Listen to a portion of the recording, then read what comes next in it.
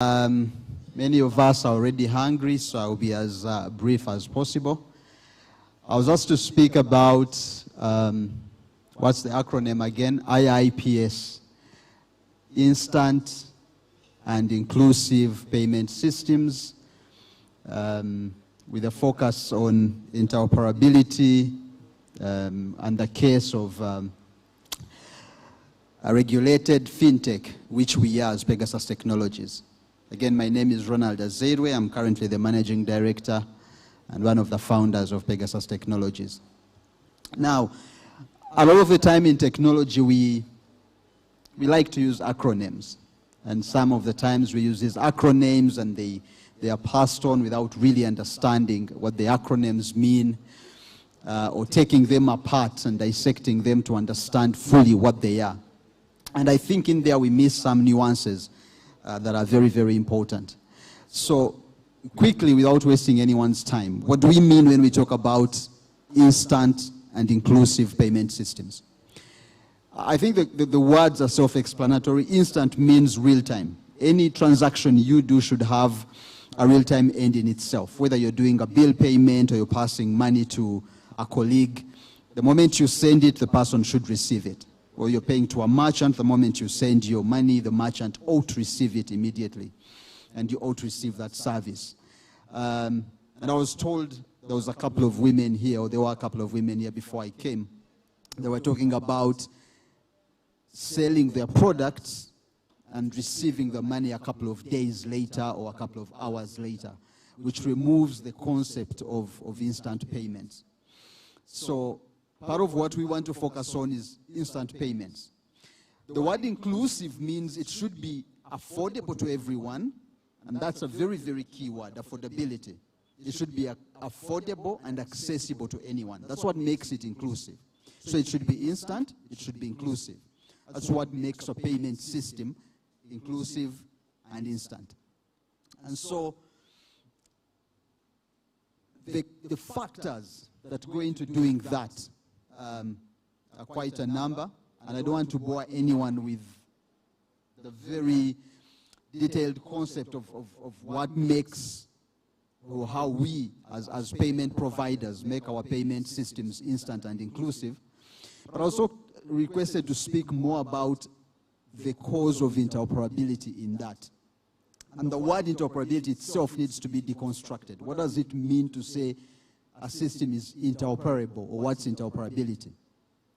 Now, in the very simplest form, interoperability means that the holder or the user of a system should be able to transact or pass transactions to another system beyond their network. That's what it simply means. You're on MTN. Can you be able to do a transaction to someone on Airtel? That's interoperability. Can you send someone money outside your network? Number two, can you go and transact at a merchant that's been acquired by someone else?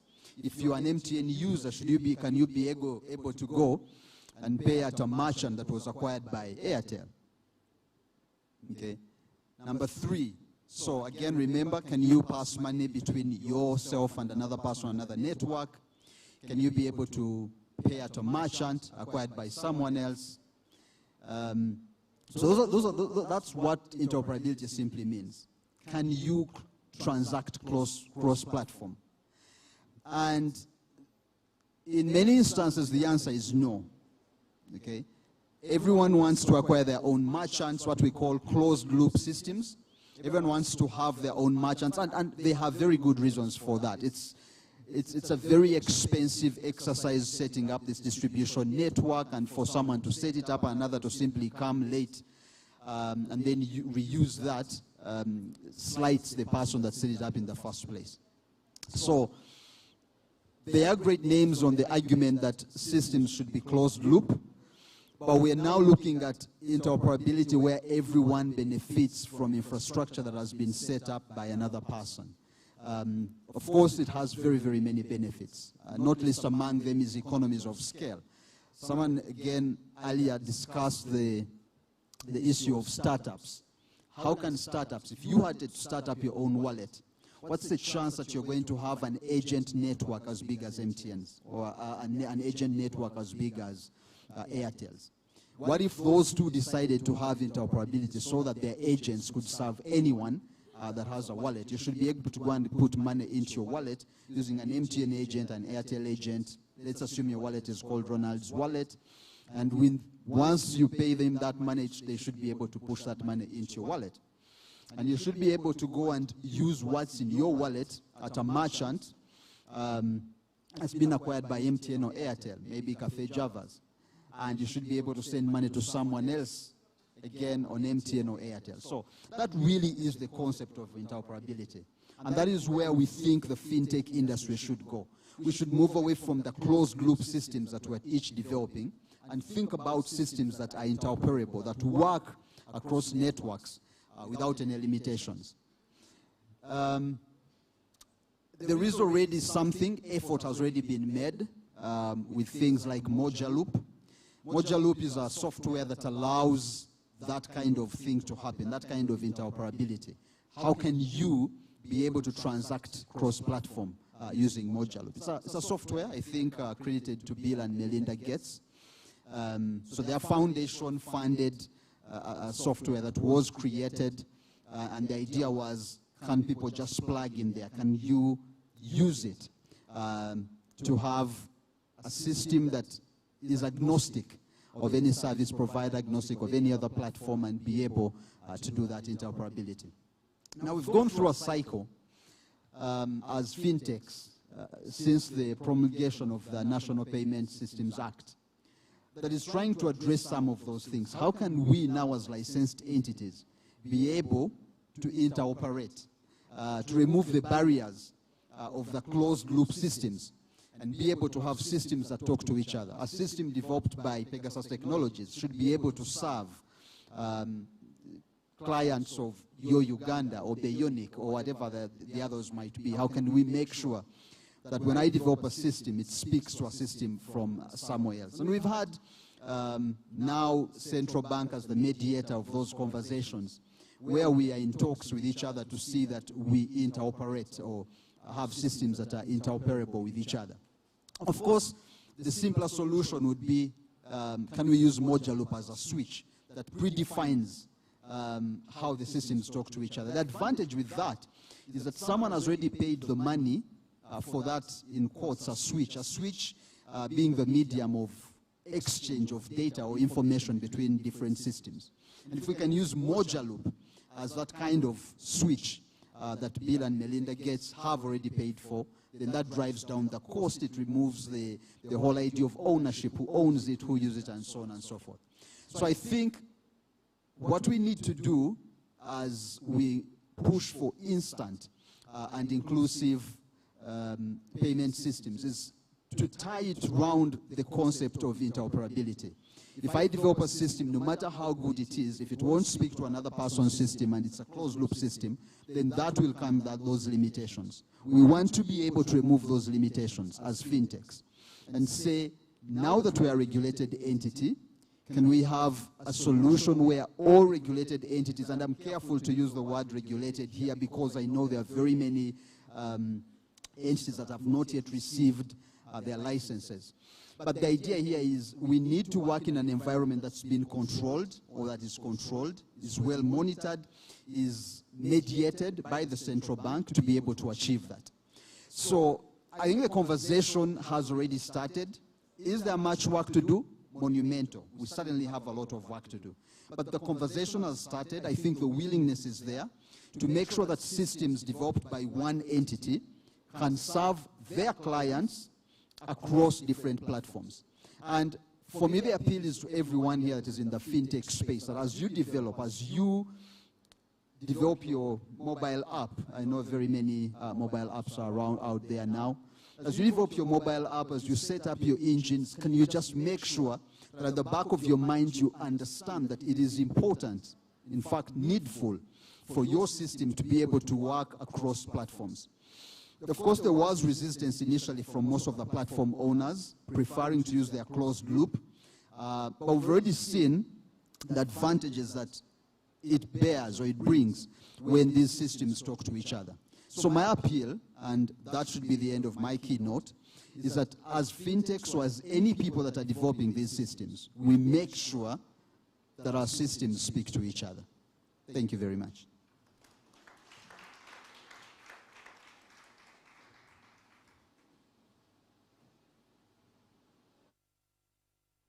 Thank you very much. Please let's add him another hand of applause.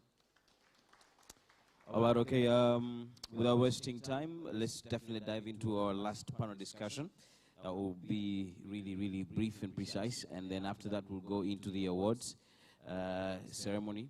Then after that, like I promised, we'll have media interviews. And of course, lunch will be served as well. Our first panelist will be Mr. Brian Wamuti, the head of payment MTN Uganda Mobile Money. Please let's clap for Mr. Brian. And also welcome Mr. Nelson Chituka, the MD Discount Cards Limited, Card Pesa. And lastly, we'll have Mr. Oscar Ofumbi, the CEO, Lend in a Box. And there will be me. Please clap for me as well. Okay. It's fine, you can, whatever. All right.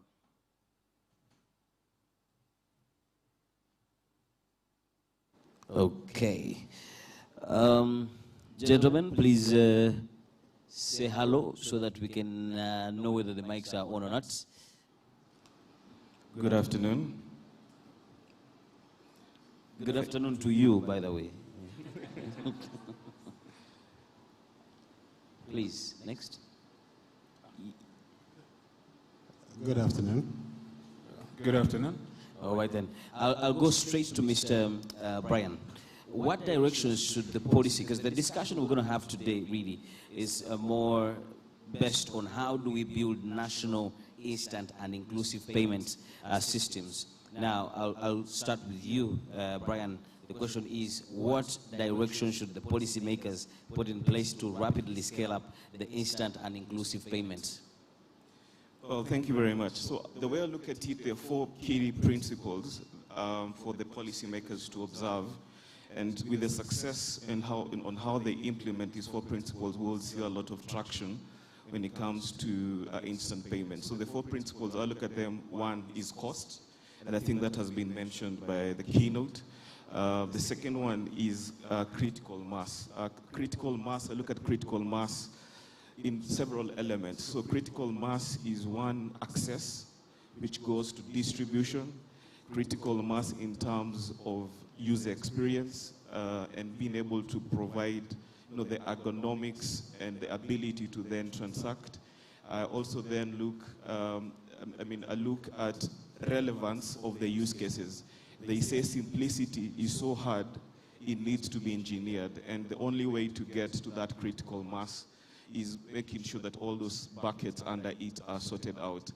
The third element is loyalty, and not just loyalty into the aspect of platform owner loyalty, but working together with the merchants or the billers to provide incentives that will then grow the payments into that space.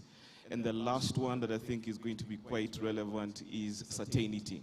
The role of certainty in that when people make payments or when the transactions do occur into the platforms, that they're going to be honored, when their issues are going to be resolved, and being able to safeguard that and to safeguard the trust of the consumers and the merchants into the ecosystem.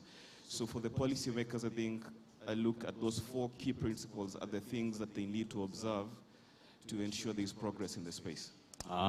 Interesting. Mr. Nelson, question here for you is that how do we build a regulatory sandbox, to support IIPS? Why set up one, and how do we design the leveraging level one project principles?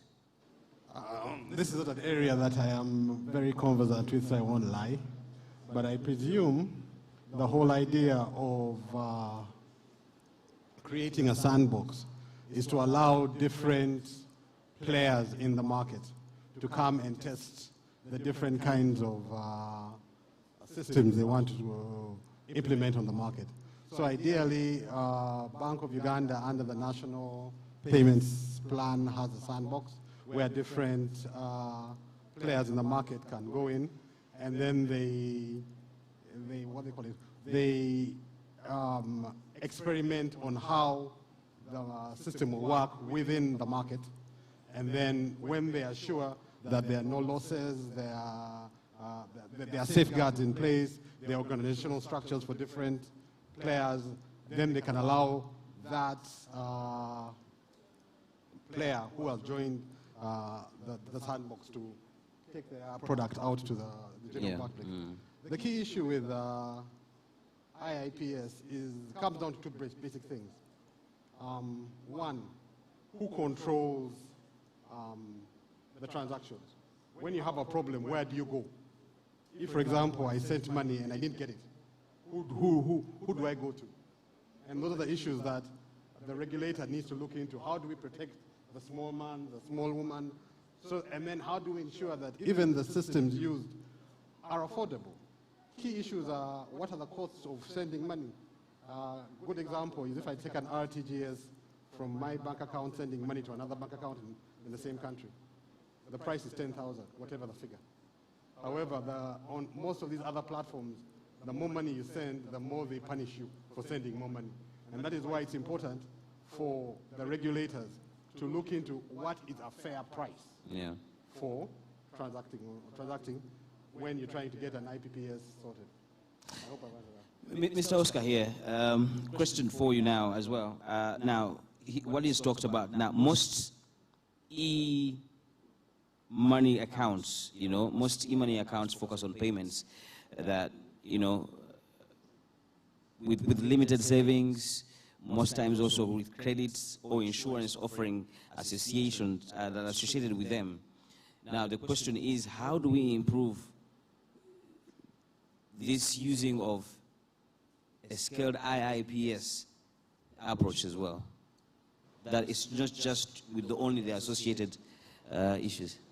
Okay, I think firstly we need to understand the use case of IIPS because, and then next, I believe we also need to build a business model because ultimately it's about the money. And so, is this big enough? Can it attract, or does it make commercial sense from the business perspective for somebody to invest or to have this conversation basically going on? And then payments is easy. That's why it's more popular, because you're moving money from this point to this other point. So it's easy for anybody to get involved. What about the others? Can we build on top of that? When you have things like insurance, you have things like savings, what is the incentive to use this particular platform to actually do this? So I think the most important part is, if we understand the use case or create a use case that makes business sense, then it will be a lot easier for the adoption of the instant payment systems. And of course, is it big enough? What are the incentives? How big are they? How many people can you actually get on board? There's always a question that partners ask when you go to have a conversation. Show us the numbers. Now, what numbers exist? And how do we justify those numbers? I think it's important if we can work around that space and build a conversation that makes business sense for anybody. I believe everybody will be interested in joining. So I think it's important that we are actually able to do that. Interesting. Now, back to you, Mr. Wamuti. What I'll say is, what public-private partnerships should participants put in place, to achieve the IIPS? So the way I look at it, so there are very many. One of the partnerships, or the partnerships that would make sense are the use case partnerships, and being able to create the use cases that will then provide a deep integration or a deep ecosystem approach when it comes to building those use cases. So it needs to shift from the payment, but it gets to the level above that, which is the association of the customer paying, the situation of the merchant, what they're paying for, and providing relevance in the use cases that are then going to be built. I think the second element is going to be incentivizing the different channels that are going to be necessary to grow the payments.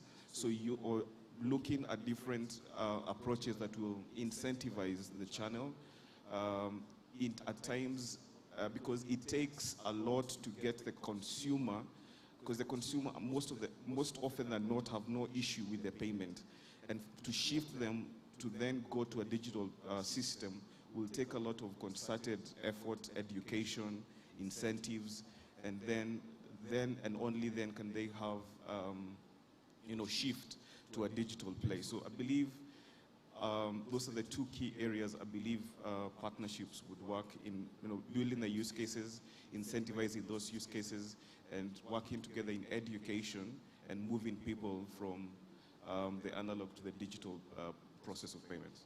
Wow. So, Nelson, how do we reduce the transaction costs now and strengthen interoperability across the digital financial services providers? The simple answer is government. That's a simple answer. Yes. The only way to reduce the cost is for government to come in and say, you cannot charge X.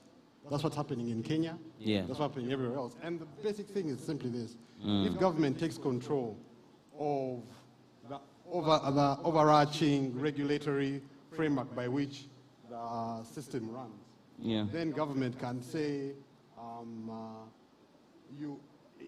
in simple English, it doesn't make sense to have one agent who is an agent for all banks, then an agent for MTN, an agent for Airtel. All those are different, what they call wallets of money being separated. So if government comes in and sets up a system through which all these different players interact, then it can also bear the costs of the system, and which is a major issue with interoperability. Who is going to pay for the overarching system that is used? Like for the banks, they have RTGS, which is run through Bank of Uganda. So Bank of Uganda is the one which bears the cost, major costs, and it can invest going forward like it's doing now.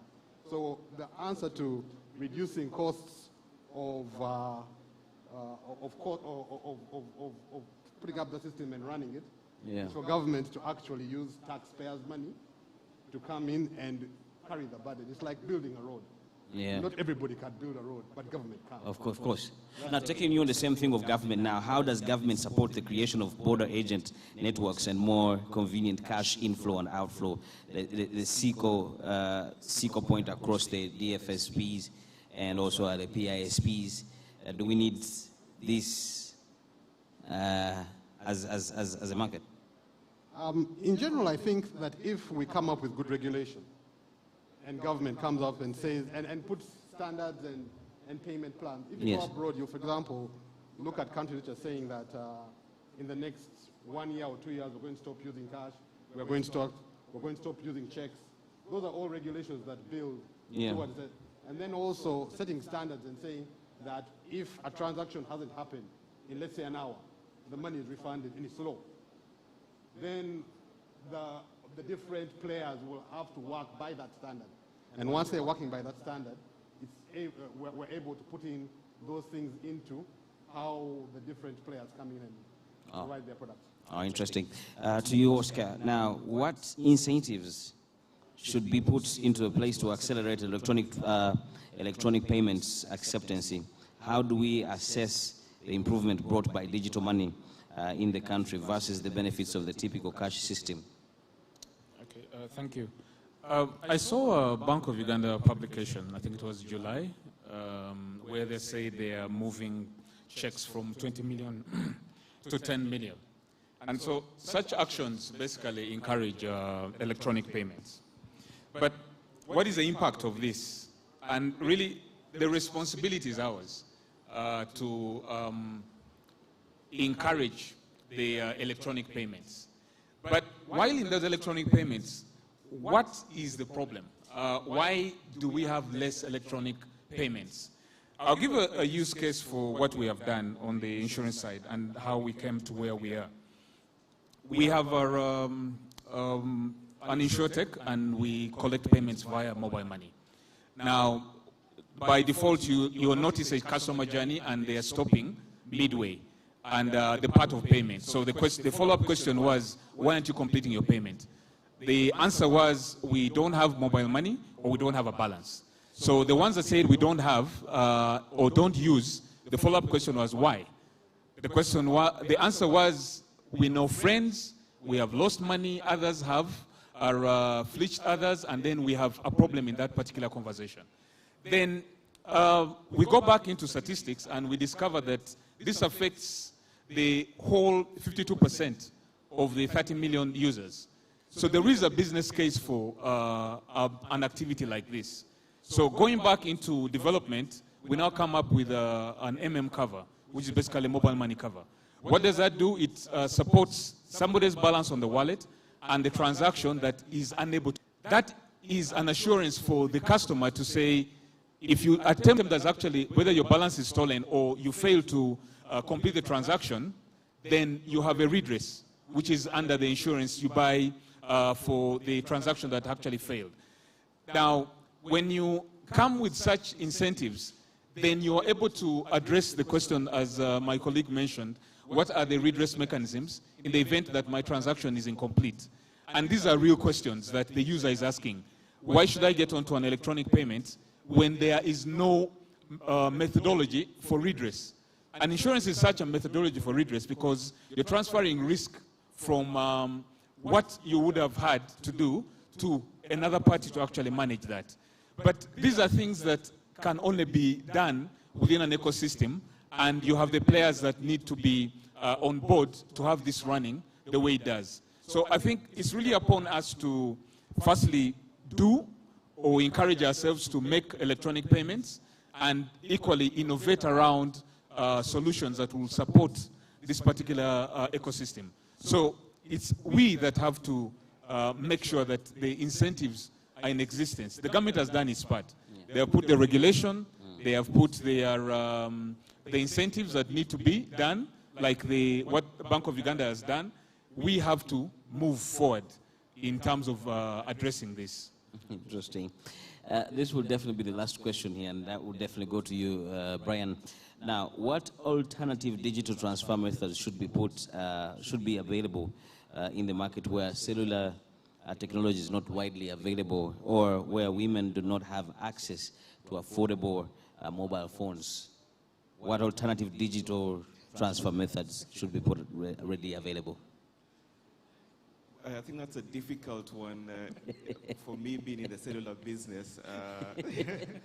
But the way I look at it, I think the question would be, how do we then guarantee access? Yes. As opposed to, what do we do when we don't have cellular or when we don't have connectivity, which I believe is what we should be able to focus on, because access should be guaranteed. Access should be, in a way, a basic right. And from access, you can then tackle other elements around costs, around inclusion, around incentives after inclusion, about use cases, and all those things build up from there. So we can look at other methods, because other methods have been there, but you will not be able to get to the same level of scalability, use case, usage, convergence, and integration that like you would with cellular access. Yeah. Yeah, thanks. All right, gentlemen, thank you very much. Unless you have another alternative, without, do you have any other alternative? I know of, obviously you could use cards. Cards. Yeah. Okay. I know, for example, MasterCard has something called the Compass, whereby people can have money stored on, or cards that trigger a balance. Yeah. And then that can be, and then obviously there's the cash. Exactly. Yeah. I think where there's no internet, of course, I think there's some use cases that are being built with our blockchain and QR cards. Yeah. But we're yet to be tested at scale. Hence, of course, the limited scope for recommendations. Of course, if there isn't, when you look at the alternative methods, they're going to be uneconomical, and we're talking cost. So the internet becomes the only gateway that will enable us have the conversation around cost. Yeah. The uneconomical and efficient way of doing these transfers. And so I'm imagining that if we still have to manage cash, then it's going to be uneconomical for everybody else to undertake. So I think the alternative is more expensive, and so we really need to drive towards finding an efficient way of getting this done. Thank you very much, gentlemen. Please clap for them one more time. Thank you.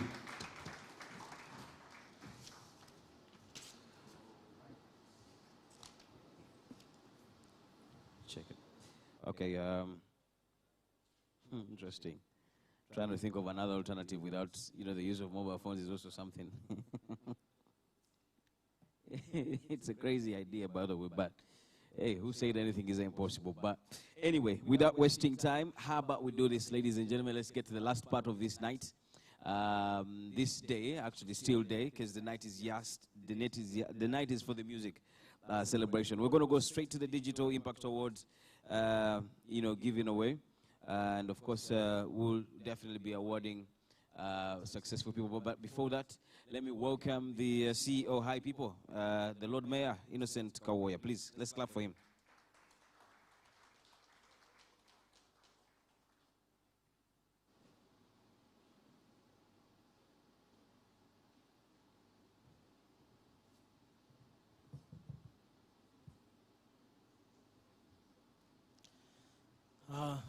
Thank you, King of Radio. Good afternoon, ladies and gentlemen. I'm thankful to God that the 17th Awards event is happening now, organized by High People. By the end of this day, we shall have organized our 18th Awards event in 10 years. Even heaven will clap for us, you can be sure. But I thank you all for always making time to be a part of this gathering. Our keynote speaker, Dr.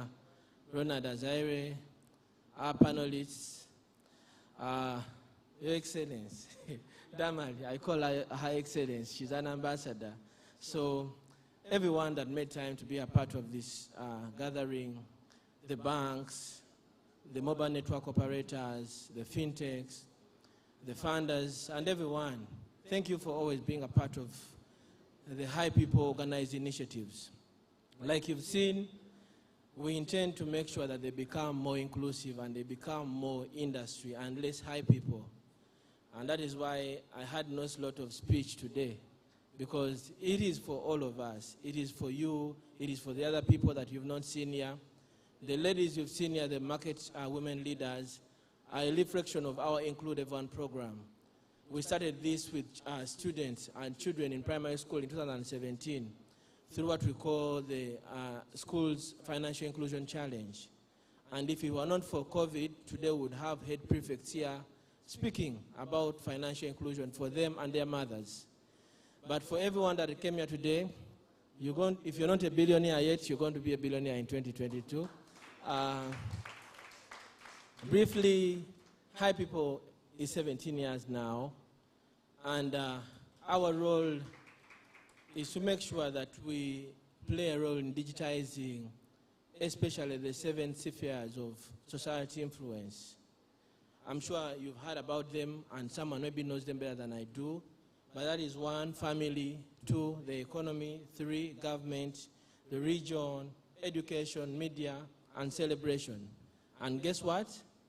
The biggest African celebration is happening in the same place here in the next few hours, and that's the 10th High People Music Awards. Thank you everyone for coming. I'll invite a few of you after this event to be a part of the same cohort and see the best of what High People has done in changing lives of millions of people, starting with the musicians that we all so much love.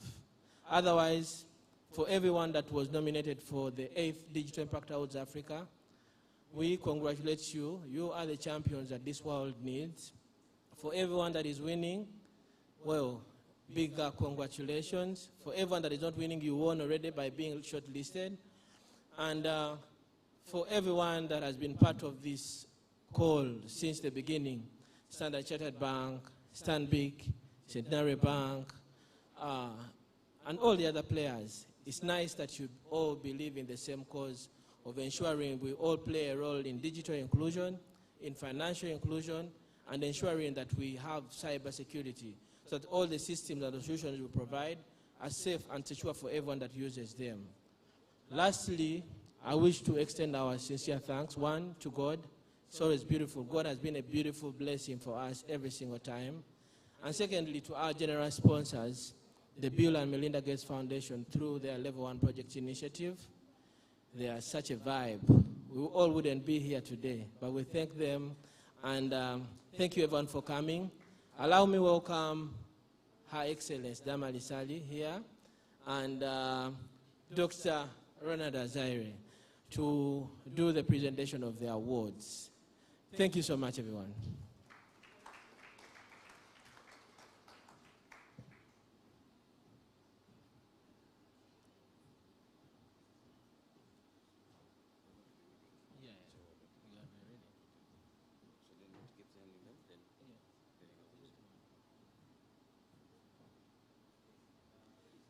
Well, as we get the awards, we've always had the best jury that you'll ever find in a digital space. It comprises of everyone from every sort of sector that plays to the growth of our economy, not just in Uganda, but globally, from academia, from business, from deep tech, from governance and all that. And you can be sure whoever is winning today is winning because they have done the best job in 2021, and they deserve to be winners. So let's get this started.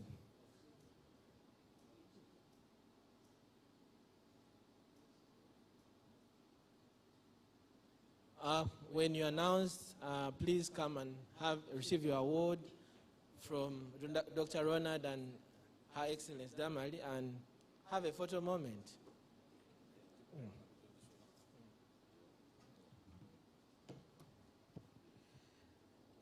Okay, now this goes to the digital banking, best digital banking excellence. This is a silver category, and the winner is Stanbic Bank.